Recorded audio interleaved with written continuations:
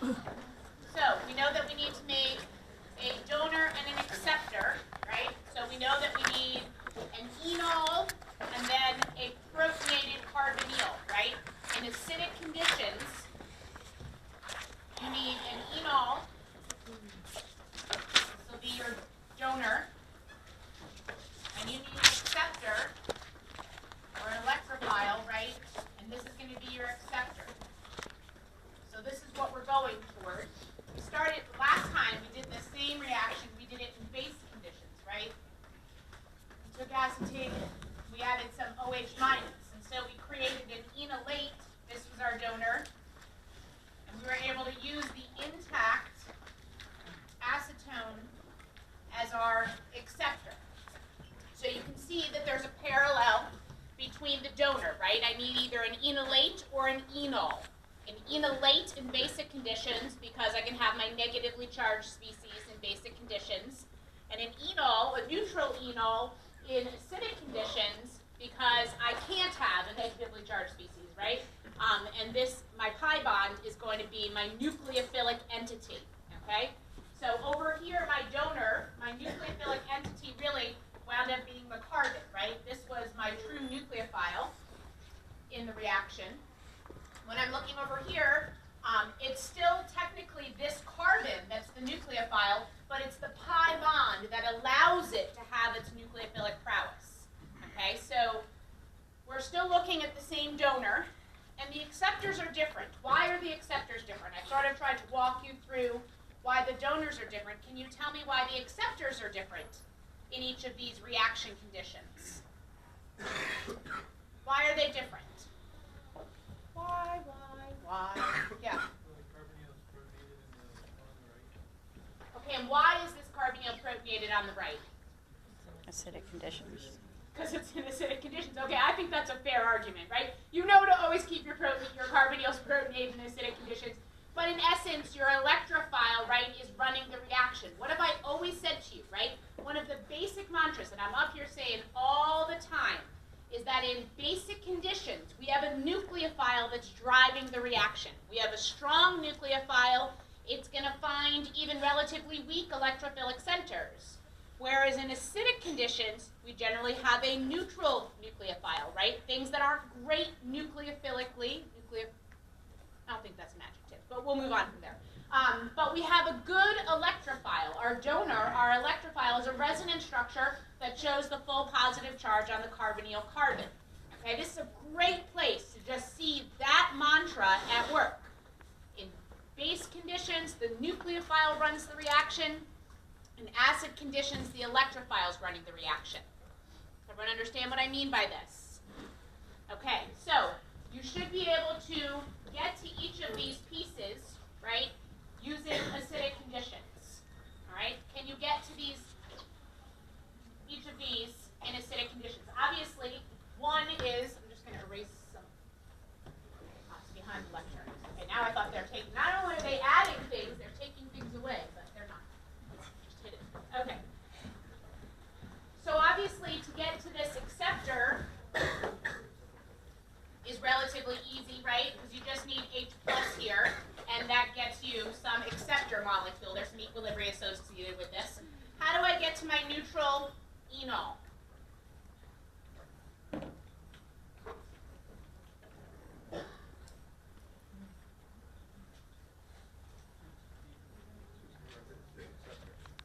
Okay, well, first thing I need to do, right, is protonate this piece.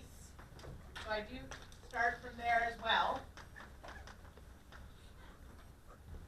How am I going to get my neutral enol out of this? Next step.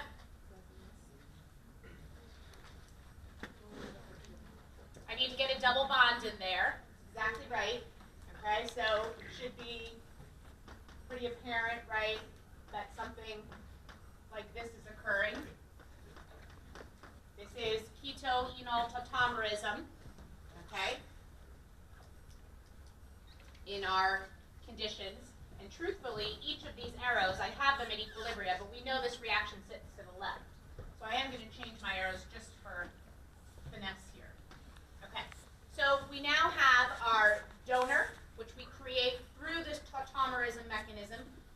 be able to run this tautomerism mechanism in basic and acidic conditions, okay, forward and backward.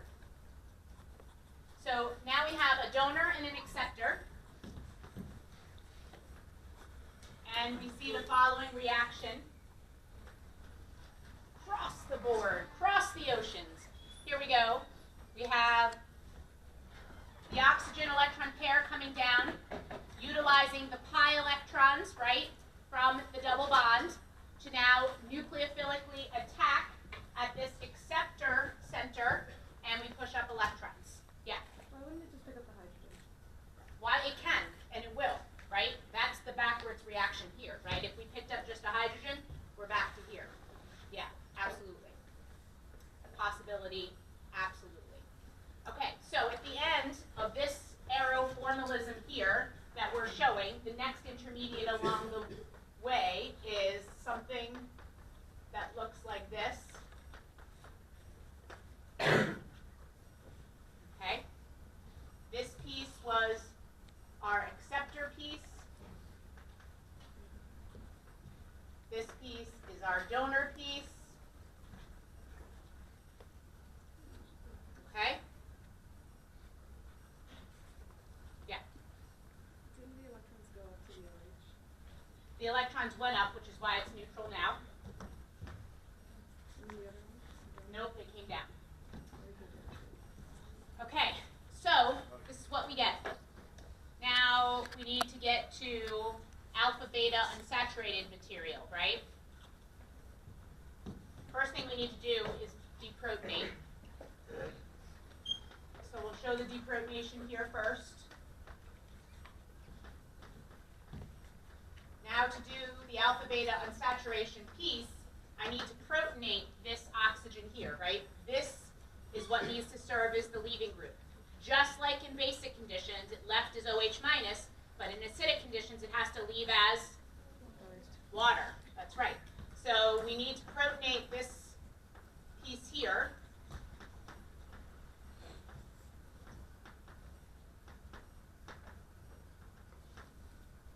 And finally, we see, stop so I don't.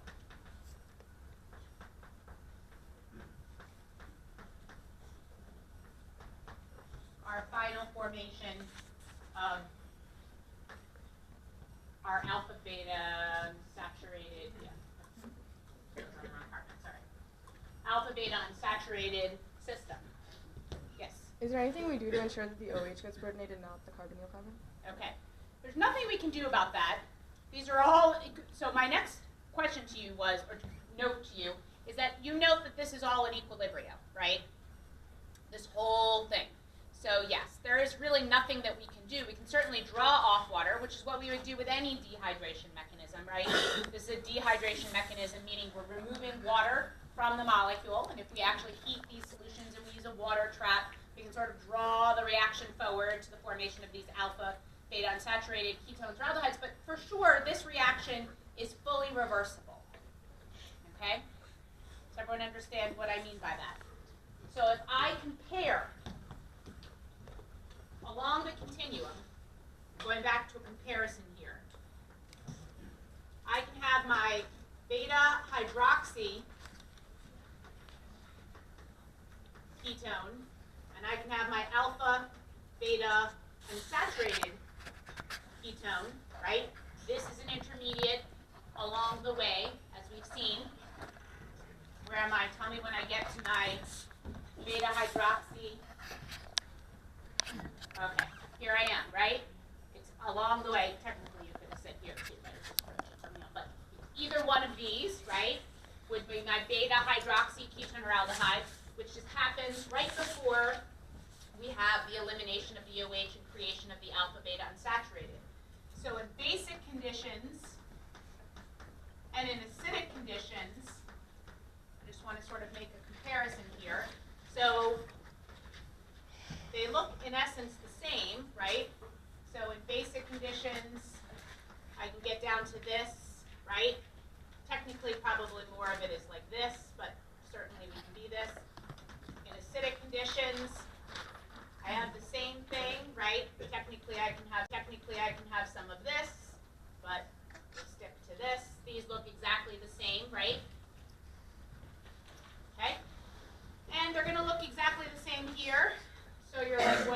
point of this exercise?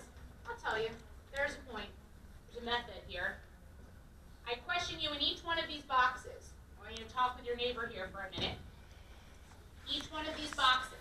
Remember the conditions I'm in when I create them. Okay? In base, I have OH minus, some water, right? In acid, I have some water and I have some H2SO4, something strong, innocuous acid. I question you, which one of these is reversible back to the donor and acceptor? Are they all reversible back, or only some of them reversible back to the original donor and acceptor? Spend a couple minutes thinking about that, talking with your neighbor. Try to talk about this as opposed to the other things you can talk about, which are probably more exciting, I'm sure. So the acidic lines cannot go back to the donor acceptor. Sorry. This is fine. Base. I don't think base. Typically it is. It's just like we don't want to be fully reversible. Yeah, Where it was, it's usually over in a crack on yeah, the base can't go back. Which one in acidic and base conditions will allow you to go back to the acceptor or donor? Like which one allows But you then to isn't that just like, no wait, that can't. at some of the steps, all of the steps? I think in basic conditions No, but then the acid up it's there, reversible, whereas donor in and acceptor, acidic conditions that's it's not getting reversible. rid of 2 carbons. And that's because in acidic conditions,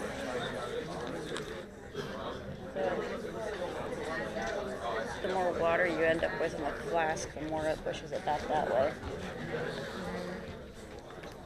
Like just you can't split apart the donor and acceptor. Like right there. I was actually looking at that earlier. Let me see.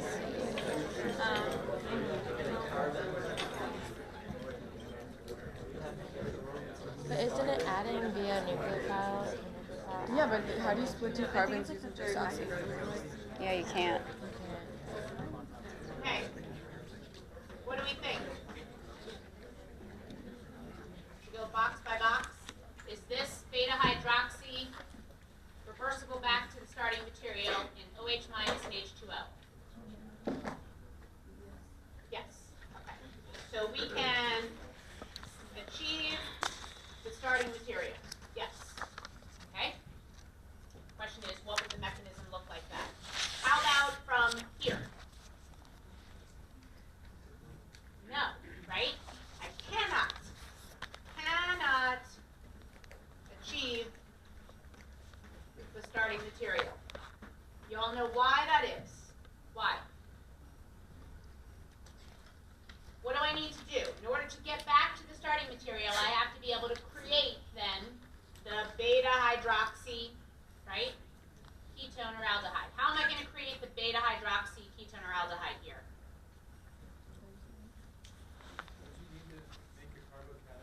You'd need a carbocation. Can you make a carbocation in basic conditions? Not readily, right? That's number 1. But what is this? I mean, you definitely need to react the double bond, right? That we're sure of. You need to get rid of that double bond. And what is that double bond? Is it a nucleophile or an electrophile? A nucleophile. Okay, so you have OH minus. That's also a nucleophile. Nucleophiles don't react with nucleophiles, right? And I have H2O. Is that a good enough electrophile? No. So remember, you needed acid-catalyzed hydration for alkenes, right? Acid-catalyzed hydration for alkenes. H2O is not a good enough electrophile. Cannot donate its proton readily. So that's the issue here. How about each of these boxes? They're both reversible, right? They're both reversible. I can achieve the starting material from each of these reactions. Okay? Now I heard Omar and Harrison here discussing my arrow here. I think this was the discussion, right? Was it discussion? Yeah. Okay. So I had stated that this is fully reversible, and I heard the comment here, so I can hear y'all talking in the front. So watch what you say about me. So here, this reaction here is reversible at this point as well. Okay? So lest you're looking at that single arrow and saying it's purposeful, it was not. Now it's correct and is purposeful. So all arrows on the board currently are purposeful arrows, okay? Before it was just to separate reactants and products. Yeah? Is every step in that mechanism of those basic conditions, is it irreversible or is it only irreversible at the last step? In basic conditions, you're generally reversible because you're in those basic conditions until you've added a little bit of heat and you've now dehydrated it. You can't go back. So that last step is irreversible and favorable because you're creating those conjugated systems. Okay? Okay, great. I have 3 molecules on the board here on the right. So these are reverse aldols.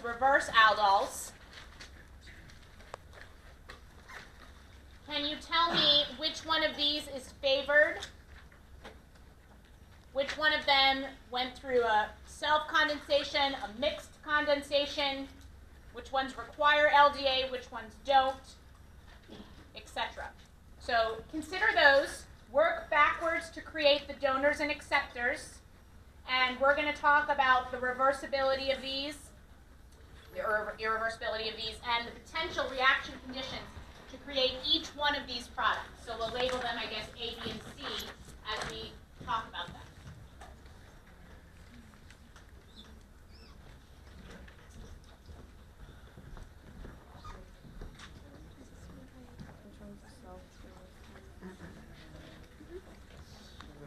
That's what we worked on in discussion. Or not discussion, DSS.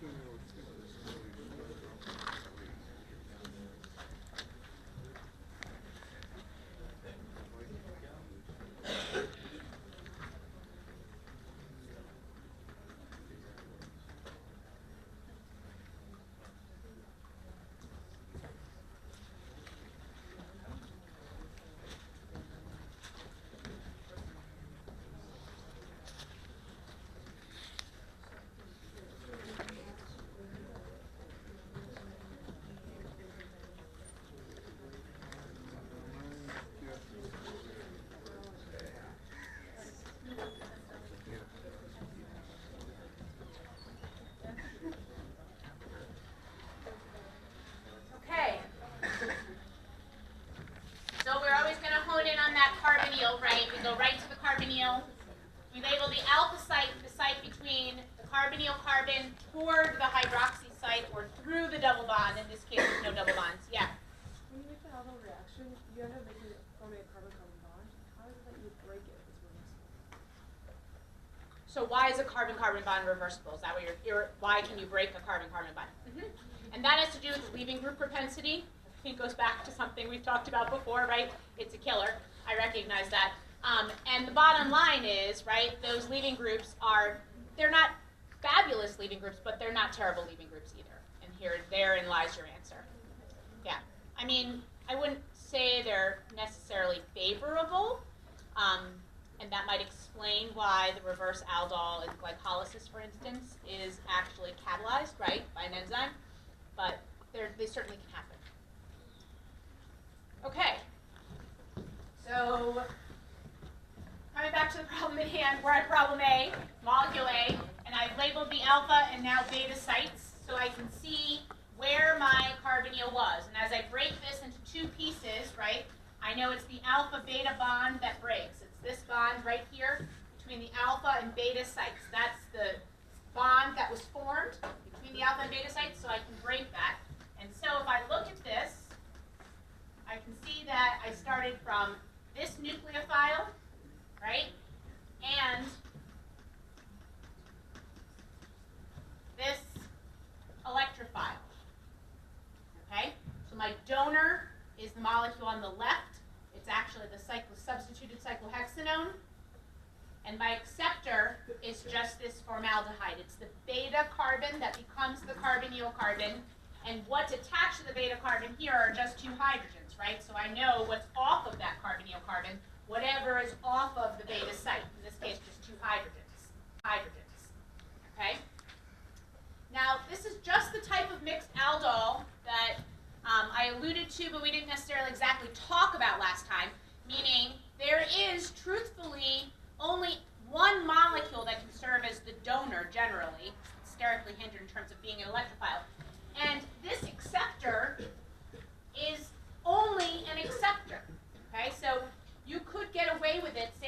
molecule C, you're kind of looking, kind of looked at all the problems. Just work backwards here with me for a minute here. And if I look at problem C, and I create now the beta hydroxy version of this, knowing that my alpha site goes toward the double bond, my beta site goes through the double bond. I've created then the beta hydroxy version, which is thinking backwards, with knowledge that I break the alpha beta bond here.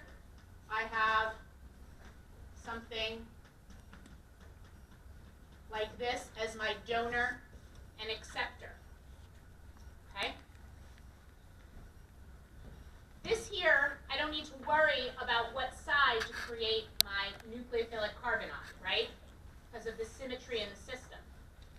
And this molecule can't ever serve as a donor, it can only serve as an acceptor. So this type of mixed aldol is actually okay to run without using LDA. Okay? Generally take these sort of larger, more hindered ketones and run them with just a small amount of base, OH minus, and it will only condense on this molecule because it's the only acceptor that we have, the only good acceptor that we have in the reaction pot. What makes this molecule such a good acceptor atom? No steric hindrance, right? Aldehydes are definitely less hindered than ketones for sure. Now, if I come back here, why would I suggest in the laboratory setting to use LDA and specific reaction conditions where I might not suggest that for my ladder problem? What's so special about this guy here? Yeah. The carbanion is less stable because it's tertiary. Okay, the carbanion is less stable, so it's tertiary. So I see that I have two potentially different sites to pull a proton from. There's no more symmetry in the molecule. So how would I create that acceptor molecule? Donor. Did I say acceptor? I did. Sorry. How would I create that donor molecule? Sorry about that.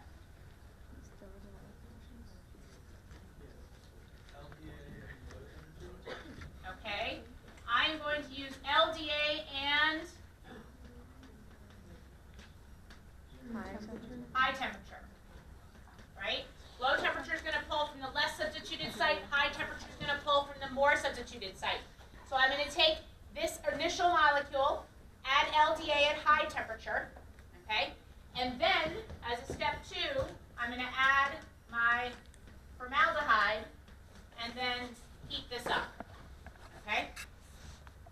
Now, note that I'm generally not getting any condensation. Does anyone see why I'm not getting it, not condensation, dehydration?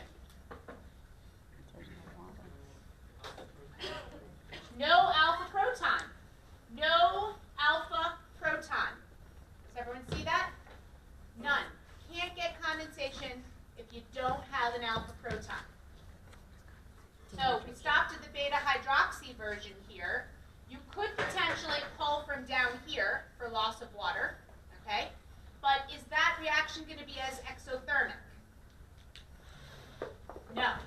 So I could have potentially gotten to a product that was like this, but I'm questioning you, is this reaction here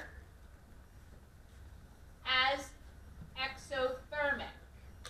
Oh, no, I'm one shy, aren't I? I can't pull from down here, can I? No. Can't do it. Okay, so I'm done. I'm stuck. No dehydration. Sometimes you can go in the alternative direction, but I can see you cannot here. Okay, does everyone understand these reaction conditions? Okay, so then what do we think about B? Very simply, low temperature, right? Very simply, it's low temperature. So I take the same starting material. I add LDA at minus 78 degrees Celsius. I would add in my formaldehyde. Here the heat is going to get me to something useful because I'm going to get my alpha beta unsaturated system. I'm going to blow right through the beta hydroxy version onto the alpha beta unsaturated version.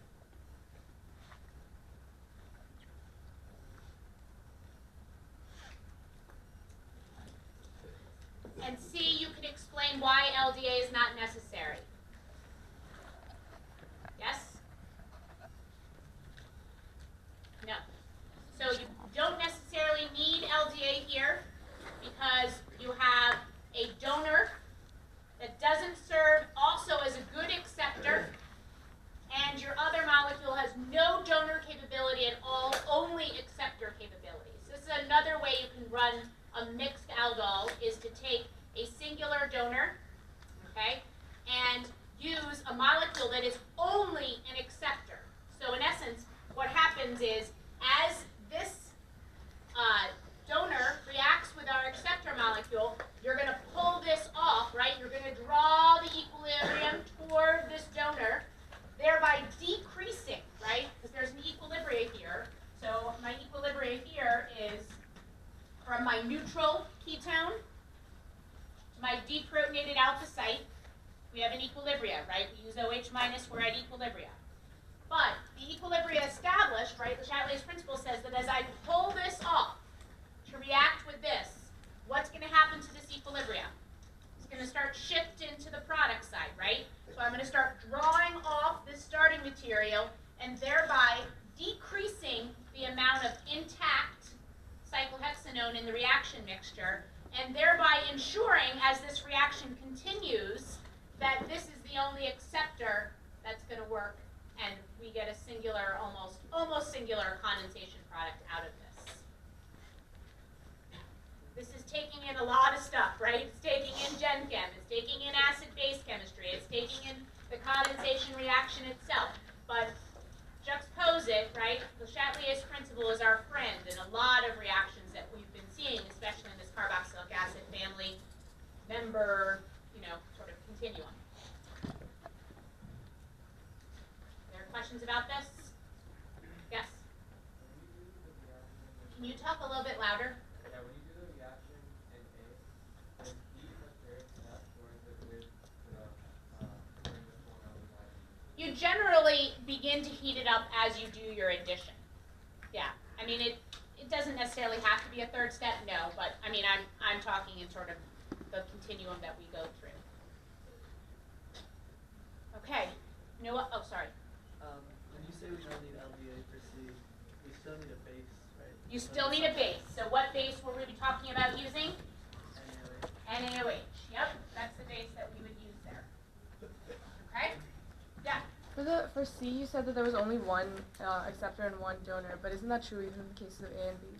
There's only one donor, one acceptor. So in this case, right, we have a singular donor and acceptor, but we are trying to create a singular, right, nucleophilic carbon, right? And that we can't do without using very specific reaction conditions. Okay. Yes. Okay. All right, great. So, I had one more aldol question as well. Okay, one more. See if you can't decide on the two products that form, I'm going to give you a few minutes to try this on your own, from this aldol, and try and determine which one is favored.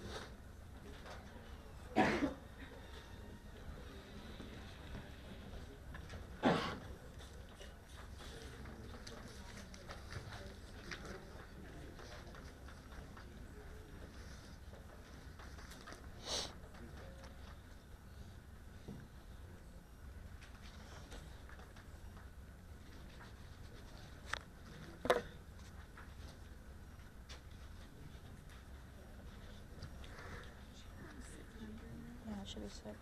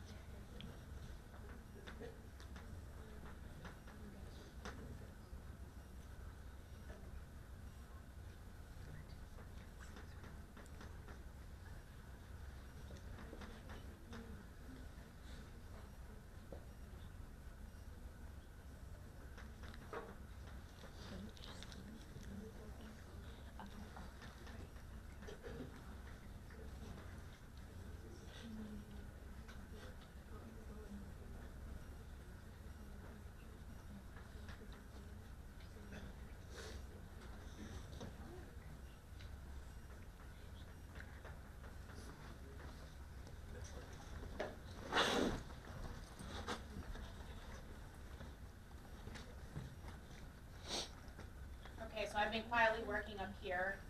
I'll walk you through sort of how I thought through the process. Okay? The first is, let's reflect on the symmetry in here, right? I start, this is F. I can have GH across the line, or I can have GH up the line, right? So there's really no difference. So I don't need to check the third avenue here, okay? Because of the symmetry in the system, okay? The next thing I want to say, and I want you to write in your notes, because this is always good to have practice problems, okay? I know that this was created through what we call a Michael reaction, which is what we're going to be talking about on Friday, okay? If you note the system, these systems are systems that we see self or intramolecular condensation with, okay? But I note it from the 1,5-oxo system. Ready? 1, 2, 3, 4, 5. A 1,5-oxo system, okay? So just to note, I know that is from a Michael reaction, and I'm looking, once I've done the Michael reaction, I create these 1,5-oxo systems, I know I'm not done. I must continue along through the intramolecular reactions. We call these Robinson annulations, okay? I'll be alluding to this very, hitting this point home hard on Friday. So, when I look at this molecule, I see that there are potential alpha sites on either side of these carbonyls. I'm never choosing the closer side for the acceptor carbonyl because those create smaller rings, right? So I'm always looking to create 5- and 6-membered rings. If you counted the ring between F and C as an acceptor, 1, 2, 3, 4, I'd only get a 4-membered ring. So I skip those, okay? So I only see 2 potential donors. One is H, okay? And if H is the donor, it's obviously not this that's the acceptor, right? Because that would be a small ring as well. So it's got to be out here at C, okay? So I've done that. I've said H is my donor and C is my acceptor. You can see it visually, which I think is fantastic, right? And I don't want, if you have that skill and you can do that, keep going with that skill. Hone that skill as you work through your problems. But if you need a little logic to sort of back you up and give you a little emphasis behind, right? You simply count out the ring that you're creating.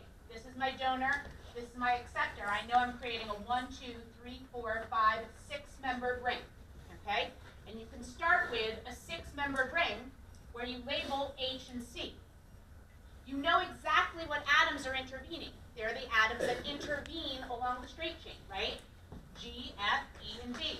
So you can continue your sort of movement of lettering into your system, and now you place everything that's on those positionings into your ring structure. So you can be very logical about it if you want. When you come down here, I hope you recognize that this is the beta hydroxy version. Your next question is, can you do the dehydration? So you look then at your alpha site to see if there's a proton at your alpha site. This is your alpha site, site H. There is, right? So you know that favorability is going to move toward that dehydration because of the system that we create here. Okay? Does everyone see that? Are there questions about this? Yes? Is the reason why it reacts with H is because that is lower pK, like rather than B? D is another possibility, right? So I said they can be the alpha sites that surround each of the carbonyls. I just started out at F and H and made an argument between F and H. F was a no, because we created a four-membered ring. H was a yes, so then we looked at that product. Now we're going to go to the other carbonyl, right? Because there's another possibility, and those are a comparison of D and B. D is out, because D also creates a four-membered ring. B is in, because it creates a six-membered ring. Did Yeah. we lose a carbon? Did I lose a carbon? I know, we can check. Okay. I'm just going to go through right now. Okay. So in this case, right, B is in, because I have a six-membered ring that can be created. I was asking about the dehydration. What was the question again? For the dehydration. Yes. So when you select the alpha proton to pull off, would you rather put your H because it's the most acidic, like the most reagents around? Okay. That seems like that would be wise, and I would say yes, that's part of it, but really the real answer flows from the thermodynamic well of the product, of the conjugated system that you create. That's what the physical chemists show us through mechanistic studies. But yeah, I mean, that makes sense too, right? I mean, sure, H is going to be more acidic than the corresponding pKa on the far side. Yeah. Okay. So we come down, we cross B to G, right? Cross B to G. When I cross B to G here, I'm losing H. I lost H. Is that the one you were talking about? So again, following the same strategy here, you can be logical about it. Just intervene all the carbons and make sure everything gets into the ring that you've created. Hopefully you recognize in this case, right, that there is nothing really you can do to pull from the beta site over here. But can you pull from over here is the question that remains.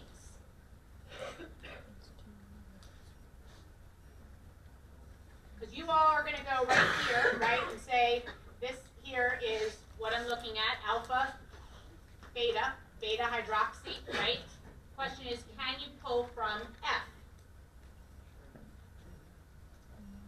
This is a simple answer. Is there a proton on F? Yeah. Yes. Okay. That's what you're looking at, right? So in this case, right, you're not going to be able to pull from B, but there is a reaction when you pull a proton from site F, right? And when you pull from site F, you get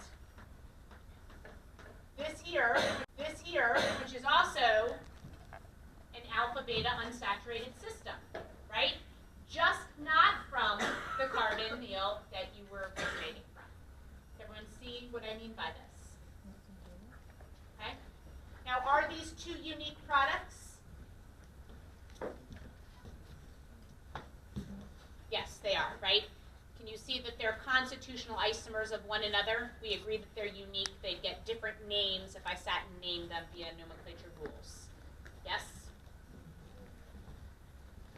You need an argument for one being favored or not favored? Give me something. You're going to have to give me something on an exam. Give me a smart answer, and you're going to be marked right. A thoughtful answer is marked right. You're not PhDs. I recognize that. I just want a thoughtful answer. Which would you say is preferred?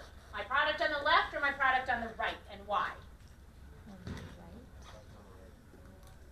Okay, why are we going to choose the product on the right?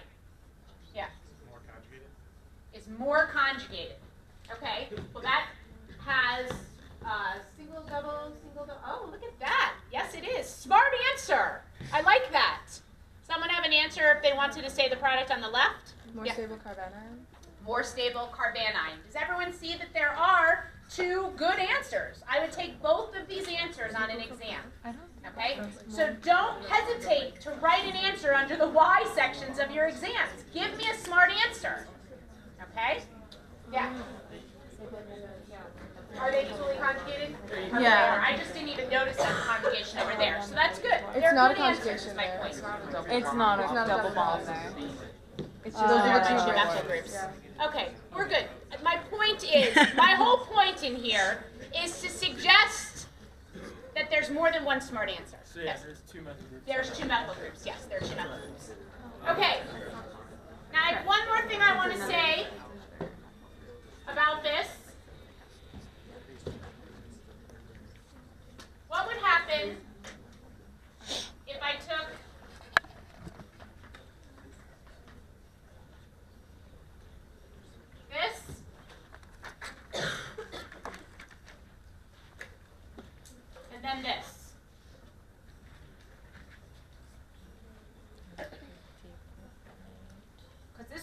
guys get crazy. You see these large molecules and these small little reactions, right? And what to do, what to do, what to do.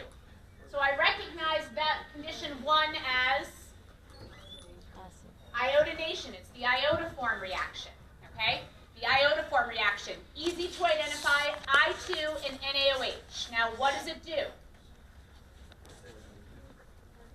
It halogenates thrice, right? 3 times, 3 halogenations, and then dumps off Ci3. So what do we create? At the end of step 1 here,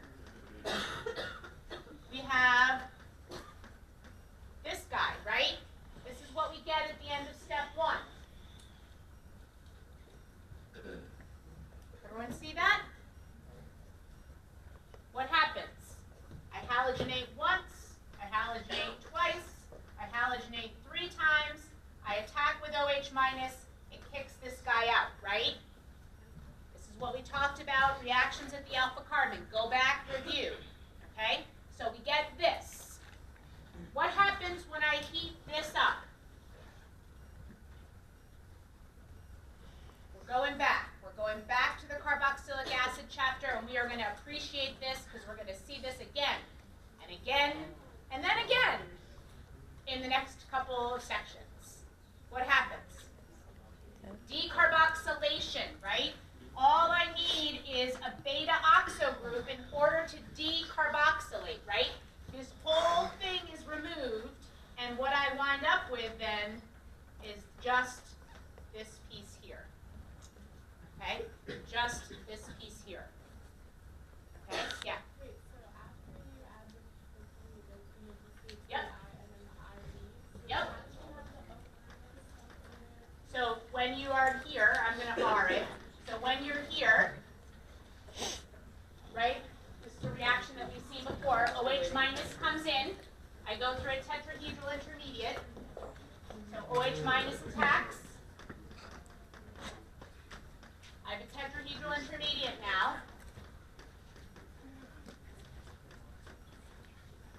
I come down for loss of Ci3. I'm now at 1 carbon shy, right? And I'm OH, and the Ci3 here holds that proton to create the carboxylate. So I get at the end of this the carboxylate. Does everyone see this? Okay, we didn't even get to Claisen, so I guess we'll get there on Friday. There is going to be a homework. It's coming. Just have patience. It'll be up probably in the next hour or 2. We do Friday. Let's just have it do Friday. We're going to be much happier. We will be. I promise. I will be. Okay, we can take a vote. We can be democratic. How many people want the homework due Monday? No, How many put people your want hands to do in. Friday? Okay, Monday it is. If you want to start at